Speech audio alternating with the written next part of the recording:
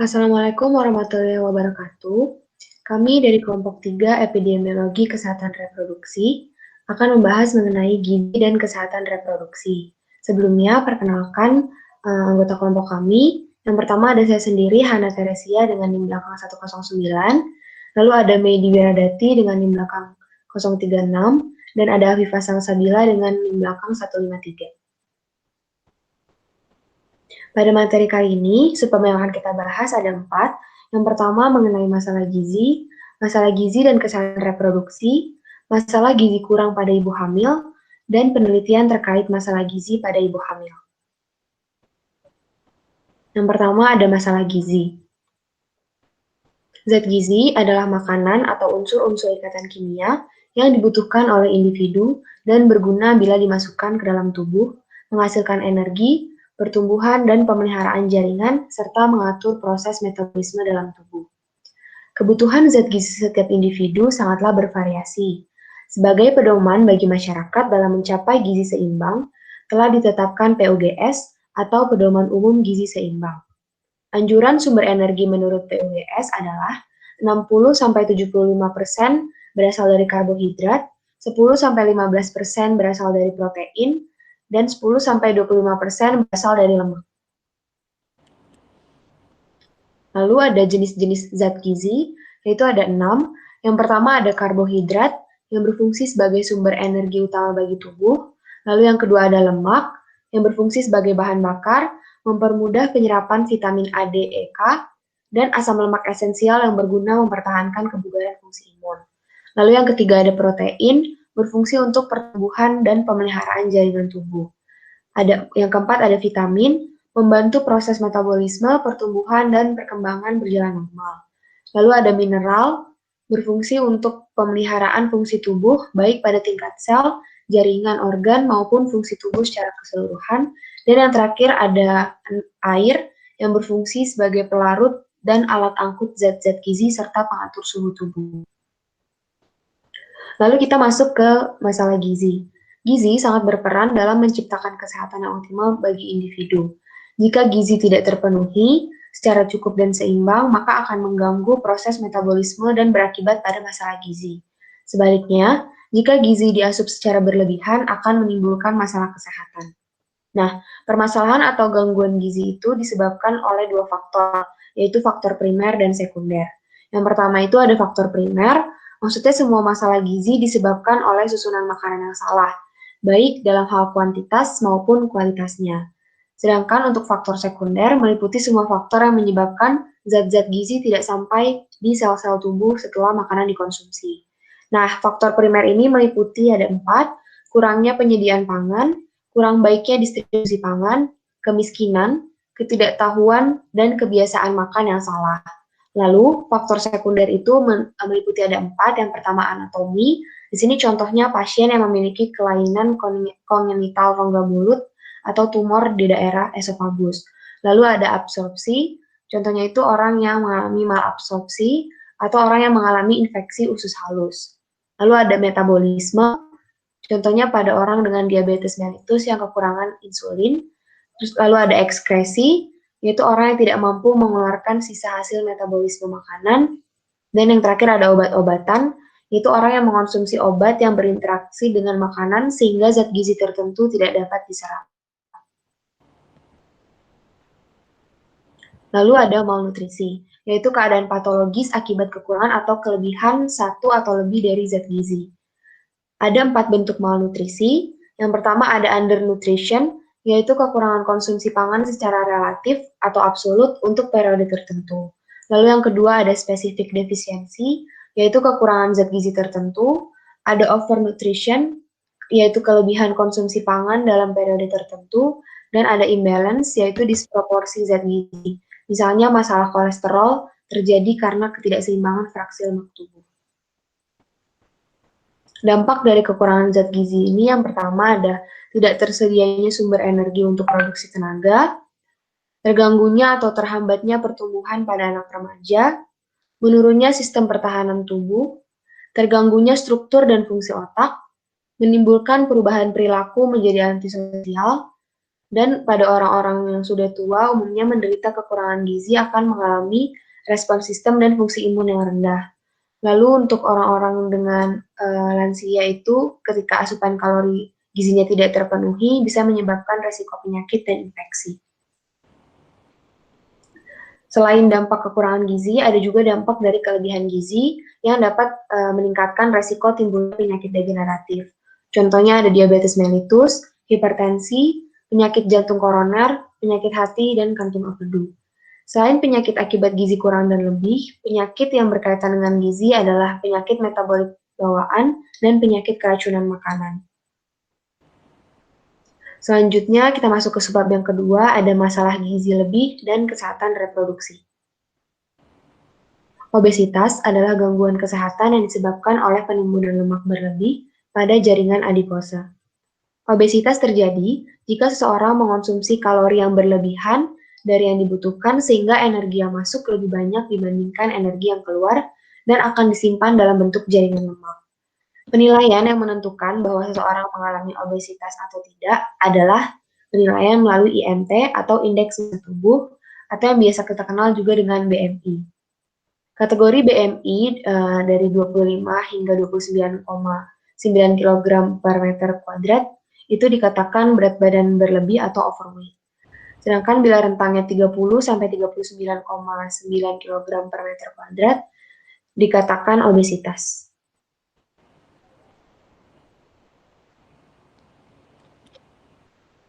Di sini ada prevalensi obesitas. Populasi obesitas tertinggi itu ada di Amerika Serikat sebesar 26%, sedangkan populasi terendah berada di Asia Tenggara sebesar 3%. Lalu ada prevalensi obesitas di Indonesia. Penderita obesitas di Indonesia mencapai 11 juta penduduk atau 6,8% dari populasi dewasa. WHO juga mengatakan bahwa di semua wilayah WHO, perempuan cenderung lebih beresiko mengalami obesitas daripada laki-laki. Berikut prevalensi nasional obesitas pada perempuan, yaitu sebesar 23,8%, dan prevalensi nasional obesitas pada laki-laki sebesar 13,9%. Lalu ada hubungan dari obesitas dengan kesehatan reproduksi. Hasil penelitian tentang hubungan IMT dan dinamika seksual menyatakan bahwa terjadi penurunan fungsi seksual seiring dengan meningkatnya nilai IMT. Fungsi seksual akan menurun jika lingkar pinggang semakin besar. Dengan kata lain, obesitas memiliki resiko yang tinggi terhadap terjadinya disfungsi seksual. Hormon estrogen dan androgen menjadi salah satu faktor yang mempengaruhi fungsi seksual pada wanita. Pada wanita dengan obesitas, terjadi penurunan kedua hormon tersebut dan menyebabkan penurunan fungsi seksual.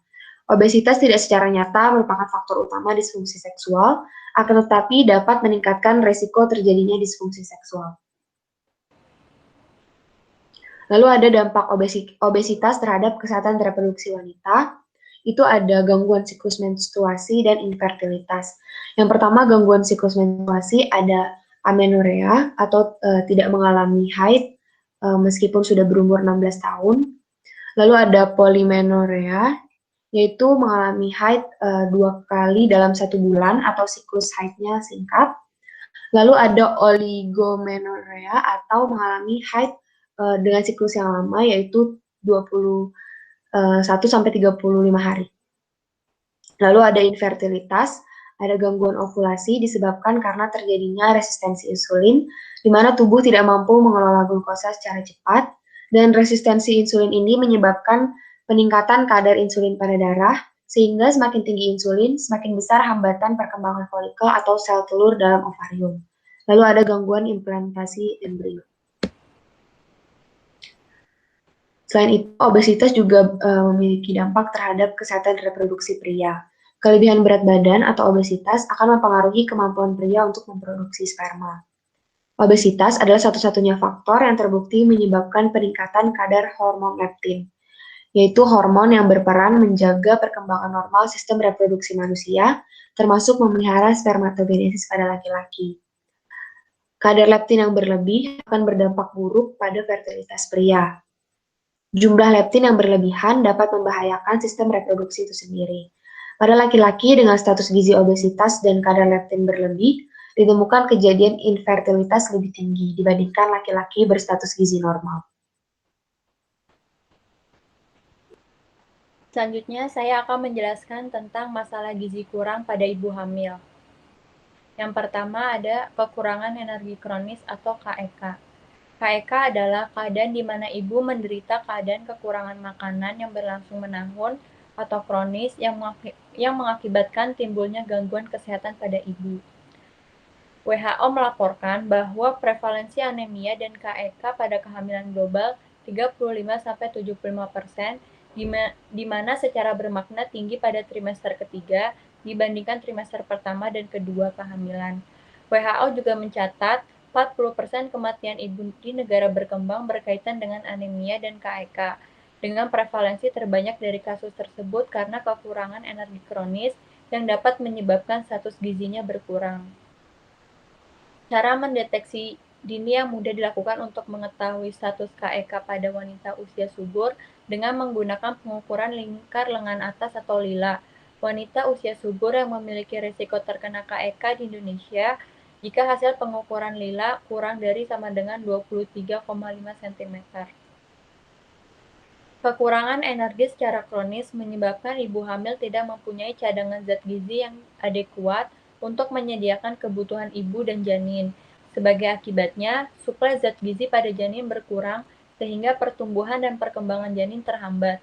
Hal ini akan mengakibatkan berat badan lahir rendah atau BBLR. Akibat lain dari KEK adalah kerusakan struktur susunan syaraf pusat, terutama pada tahap pertama pertumbuhan otak yang terjadi selama dalam kandungan. Masa rawan pertumbuhan sel-sel saraf terjadi pada trimester ketiga kehamilan sampai sekitar 2 tahun setelah lahir. Kekurangan gizi pada masa dini perkembangan otak akan menghentikan sintesis protein dan DNA yang dapat mengganggu pertumbuhan otak terganggu sehingga sel-sel otak yang berukuran normal lebih sedikit. Dampaknya akan terlihat pada struktur dan fungsi otak di masa mendatang yang berpengaruh pada intelektual anak. Yang kedua ada anemia. Anemia dalam kehamilan adalah kondisi ibu dengan kadar hemoglobin kurang dari 11 gram persen pada trimester 1 dan 3, sedangkan pada trimester 2 kadar hemoglobin kurang dari 10,5 gram persen. Anemia sering terjadi akibat defisiensi zat besi karena pada ibu hamil terjadi peningkatan kebutuhan zat besi 2 kali lipat akibat peningkatan volume darah tanpa ekspansi volume plasma. Untuk memenuhi kebutuhan ibu, mencegah kehilangan darah pada saat melahirkan, dan pertumbuhan janin. Pengaruh anemia dalam kehamilan dapat berakibat fatal jika tidak segera diatasi. Di antaranya dapat menyebabkan keguguran, partus prematus, partus lama, atonia uteri, dan menyebabkan perdarahan serta syok. Beberapa pengaruh yang dapat menyebabkan terjadinya anemia kehamilan diantaranya tingkat pengetahuan, status ekonomi, dan kepatuhan konsumsi tablet zat besi atau Fe. Berdasarkan Peraturan Menteri Kesehatan RI Nomor 97 Tahun 2014, upaya pemerintah untuk menanggulangi anemia pada ibu hamil dilakukan melalui pemberian tablet tambah darah dan asam folat minimal 90 tablet selama kehamilan yang diberikan sejak kontak pertama. Tablet zat besi merupakan tablet mineral yang diperlukan oleh tubuh untuk pembentukan sel darah merah. Unsur Fe atau zat besi merupakan unsur paling penting untuk pembentukan sel darah merah. Manfaat dari zat besi pada ibu hamil adalah menambah asupan nutrisi pada janin, mencegah anemia defisiensi zat besi, mencegah pendarahan saat masa persalinan, dan menurunkan risiko kematian pada ibu karena pendarahan pada saat persalinan. Sumber makanan dengan kandungan zat besi yang harus dikonsumsi oleh ibu hamil seperti biji-bijian, daging merah, kacang-kacangan, sayuran hijau, dan hati. Konsumsi vitamin C yang cukup juga dapat meningkatkan proses penyerapan zat besi di dalam tubuh. Selanjutnya adalah gangguan akibat kekurangan iodium. Gangguan akibat kekurangan iodium adalah setiap kelainan yang ditemukan akibat defisiensi iodium. Iodium merupakan salah satu mineral yang diperlukan tubuh dalam jumlah kecil tetapi mempunyai fungsi penting untuk kehidupan. Defisiensi yodium selama masa kehamilan berdampak buruk pada perkembangan otak fetus yang mulai terjadi pada kehamilan trimester kedua dan terus berlanjut sampai akhir kehamilan. Jika ibu mendapat suplemen zat yodium, dampak buruk ini dapat berkurang. Defisiensi yodium berat dalam kurun waktu lama atau kronis menyebabkan kemungkinan untuk pulih makin kecil. Hal ini berarti kelainan fisik dan mental yang terjadi pada janin akan menjadi permanen sampai dewasa. Adapun dampak buruk pada janin yang lain akibat defisiensi yodium ini dapat berupa keguguran, lahir mati, lahir cacat, dan terganggunya perkembangan otak.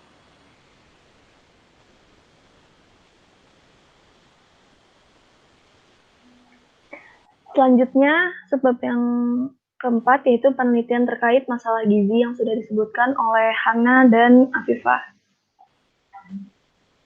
Yang pertama, penelitian terkait KEK dengan judul pengaruh kekurangan energi kronis atau KEK dengan kejadian anemia pada ibu hamil. Next aja, Pak. Oke, ini dia ada metode penelitiannya yaitu kuasi eksperimen dengan pengumpulan data melalui pengukuran hemoglobin dengan alat ukur hemoglobin Easy Touch dan pengukuran lila dengan pita ukur lila. Populasi dalam penelitian ini yaitu seluruh ibu hamil yang memeriksakan kehamilannya di Puskesmas Kota Tanjung Pinang pada bulan Juni tahun 2014 sebanyak 39 subjek. Teknik sampling yang digunakan yaitu purposive sampling dengan kriteria inklusi ibu hamil trimester 1 yang belum mendapatkan tablet FE dan yang memeriksakan kehamilannya di Puskesmas Kota Tanjung Pinang. Lalu ada ibu hamil yang bersedia menjadi responden dan ibu hamil yang tidak sedang sakit atau sakit yang menyertai kehamilan, yaitu penyakit obstetrik. Nah, didapatkan sampel sebanyak 31 subjek ibu hamil yang sesuai dengan kriteria inklusi. Nah, hasil dari penelitian ini yaitu sebagian besar ibu hamil yaitu 18 subjek mengalami KEK, sebagian besar ibu hamil 19 subjek mengalami anemia.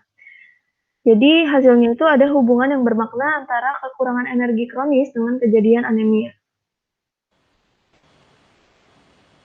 Selanjutnya penelitian terkait anemia dengan judul Kejadian Anemia pada Ibu Hamil, Studi Analitik di Puskesmas Pertiwi, Kota Makassar, Provinsi Sulawesi Selatan. Next, Pak. Metode yang digunakan yaitu survei analitik dengan rancangan penelitian cross-sectional untuk memperoleh informasi mengenai hubungan antara pengetahuan asupan makan dan kepatuhan konsumsi tablet FE dengan kejadian anemia pada ibu hamil di Puskesmas Pertiwi, Makassar 2018. Populasi yang digunakan dalam penelitian ini yaitu semua ibu hamil di Puskesmas Pertiwi, Kota Makassar, dengan teknik sampling yaitu accidental sampling, di mana semua ibu hamil yang menderita anemia yang tercantum dalam buku register. Lalu ada variabel independennya yaitu pengetahuan gizi, asupan makanan, kepatuhan konsumsi, tablet FE. Dan variabel dependennya yaitu kejadian anemia pada ibu hamil di Puskesmas Pertiwi, Kota Makassar. Hasil yang didapatkan yaitu terdapat hubungan yang signifikan antara pengetahuan gizi terhadap kejadian anemia pada ibu hamil, lalu terdapat hubungan yang signifikan antara asupan makanan terhadap kejadian anemia pada ibu hamil, dan terdapat hubungan yang signifikan antara kepatuhan konsumsi tablet FE dengan kejadian anemia pada ibu hamil.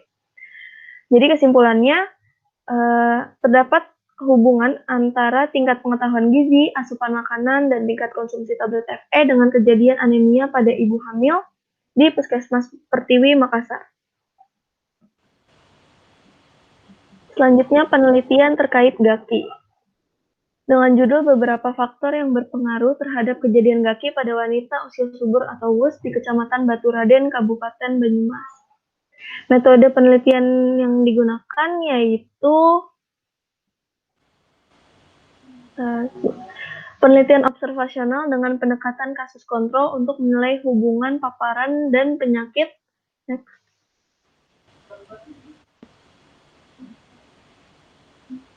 Oke, ini ada populasi kasusnya. Populasi kasusnya yaitu seluruh wanita usia subur yang berusia 15-49 tahun yang menderita GAKI grade 2 dan bertempat tinggal di Kecamatan Baturaden. Lalu populasi kontrolnya yaitu semua wanita usia subur yang berusia 15-45 tahun yang tidak menderita GAKI dan bertempat tinggal di Kecamatan Baturaden. Teknik sampling yang digunakan yaitu cluster random sampling, sehingga sampel kasus yang didapatkan yaitu 30 orang yang diambil dari 4 desa penderita GAKI, yaitu Desa Kebumen, Karangtengah, Kemutuk Kidul, dan Karangsalam. Lalu untuk sampel kontrolnya yaitu wanita usia subur yang berusia 15-45 tahun, tetangga terdekat kasus yang tidak menderita GAKI. Nah, itu didapatkan melalui random sampling yang hasilnya itu 30 subjek. Nah, hasil yang didapatkan yaitu melalui uji chi-square, didapatkan ada pengaruh yang bermakna antara faktor genetik terhadap kejadian GAKI. Lalu ada pengaruh konsumsi yodium terhadap kejadian GAKI. Yang hal ini berarti bahwa wanita dengan konsumsi yodium kurang mempunyai risiko 4,75 kali untuk mengalami GAKI dibandingkan wanita dengan konsumsi yodium baik. Lalu ada pengaruh konsumsi goitrogenik terhadap kejadian GAKI. Nah, kesimpulannya, sebagian besar yaitu 54 wanita atau 90% berpendidikan dasar, 54 wanita atau 90% tidak bekerja, 35 wanita menggunakan KB hormonal, 47 wanita tidak ada faktor genetik, 33 wanita mempunyai konsumsi yodium baik, dan 32 wanita mempunyai konsumsi goitrogenik yang rendah. Faktor risiko yang berpengaruh terhadap kejadian GAKI di Kecamatan Baturaden meliputi konsumsi yodium dan konsumsi goitrogenik. Nah, faktor risiko yang paling berpengaruhnya itu yaitu konsumsi yodium. Selanjutnya ada penelitian terkait obesitas dengan judul hubungan obesitas pada kehamilan dengan preeklamsia. Nah, ini metode penelitiannya itu analitik retrospektif dengan desain case control. Populasi yang digunakan yaitu wanita hamil yang berusia 20 hingga 40 tahun yang menjadi pasien di RSUP Profesor Dr. Raden D. Kando Manado. Lalu ada sampel kasusnya yaitu wanita hamil obesitas yang didiagnosis dengan preeklamsia sebanyak 39 subjek. Dan sampel kontrolnya itu wanita hamil obesitas tanpa preeklamsia sebanyak 21 subjek. Nah, hasil yang didapatkan yaitu sebagian besar responden obesitas 1 mengalami preeklamsi sebanyak 26 pasien dan sebagian kecil pasien obesitas 2 tanpa mengalami preeklamsia yaitu sebanyak 14 responden. Dari hasil uji chi-square didapatkan bahwa terdapat hubungan antara obesitas dengan kejadian preeklamsia. Nah, kesimpulannya terdapat hubungan obesitas pada kehamilan dengan preeklamsi dari pasien di RSUP Prof. Dr. Raden D. Kando Manado. Selanjutnya penelitian yang kedua terkait obesitas yaitu pengaruh obesitas terhadap infertilitas pada wanita pasangan usia subur di Rumah Sakit Awal Bros Pekanbaru. Metode penelitian yang digunakan yaitu penelitian kuantitatif dengan desain korelasi dan pendekatan cross-seksional. Populasi yang digunakan yaitu semua wanita pasangan usia subur yang tercatat di Poliklinik Kebidanan Rumah Sakit Awal Bros Pekanbaru pada bulan Januari sampai dengan Desember tahun 2013 yang berumur 20-35 tahun. Nah, sampel kasusnya itu wanita pasangan usia subur yang tercatat di Poliklinik Kebidanan Rumah Sakit Awal Bros sebanyak 155 orang. Hasil yang didapatkan yaitu terdapat hubungan antara obesitas dengan infertilitas pada wanita pasangan usia subur. Nah, kesimpulannya, hubungan obesitas dengan infertilitas pada wanita pasangan usia subur didapatkan hasil di mana wanita pasangan usia subur yang obesitas dan mengalami infertil sebanyak 85 orang. Wanita pasangan usia subur yang tidak obesitas dan tidak mengalami infertil sebanyak 20 orang. Wanita pasangan usia subur yang tidak obesitas dan mengalami infertil sebanyak 24 orang. Wanita pasangan usia subur yang tidak obesitas dan tidak mengalami infertil sebanyak 26 orang. Nah, berdasarkan uji chi-square, didapatkan hasilnya yaitu X hitungnya itu lebih dari X kuadrat tabel, yaitu 16,07, maka hipotesa nolnya ditolak, sehingga terdapat hubungan antara obesitas dengan infertilitas pada wanita pasangan usia subur. Nah, berikut ini daftar pustaka yang kami gunakan dalam menyusun materi.